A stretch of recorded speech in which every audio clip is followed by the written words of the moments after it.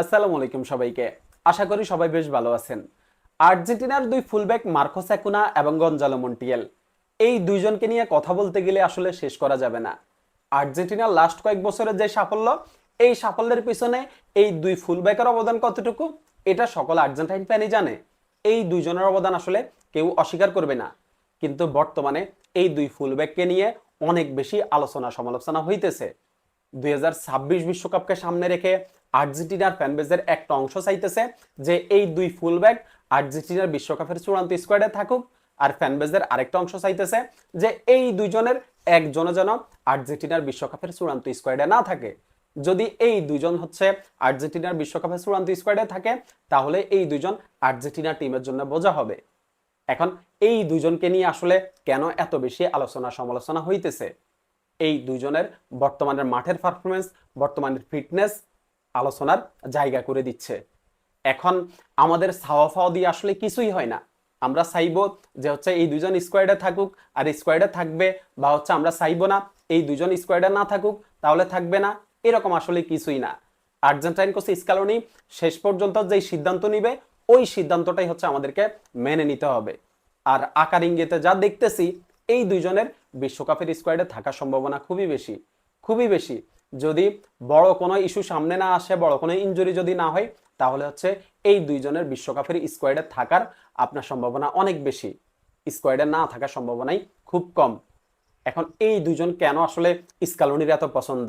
যার পিছনে সবচেয়ে বড় কারণ স্ক্যালোনি আসলে এই দুইজনের রিফ্লেক্স তৈরি করতে পারে নাই।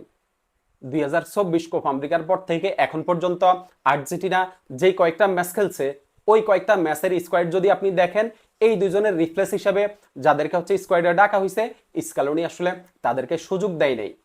তাদেরকে টিমের সাথে সেট হওয়ার কোনো সুযোগ দেয় নাই। টিমের সাথে সেট হওয়ার সুযোগ না দিয়ে তাদেরকে আবার স্কোয়াড থেকে বাদ দিয়ে দিছে। এটাই সবচেয়ে বড় কারণ। স্ক্যালোনি এই জন্যই টিমে ব্যালেন্স রাখার জন্যই এই দুজনকে স্কোয়াডে চাইতেছে। কারণ নতুন কাউকে এই মুহূর্তে বিশ্বকাপের স্কোয়াডে অ্যাড করলে সে হুট করে এসে আসলে দলের সাথে মানিয়ে নিতে পারবে না।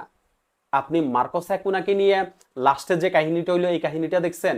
রিভার প্লেটের হয়ে মার্কোস একুনা রোজারিও সেন্ট্রালের সাথে লাস্টে যে ম্যাচটা খেলছে, এই ম্যাচে মার্কোস একুনার কিছু ইনজুরি সমস্যা ছিল।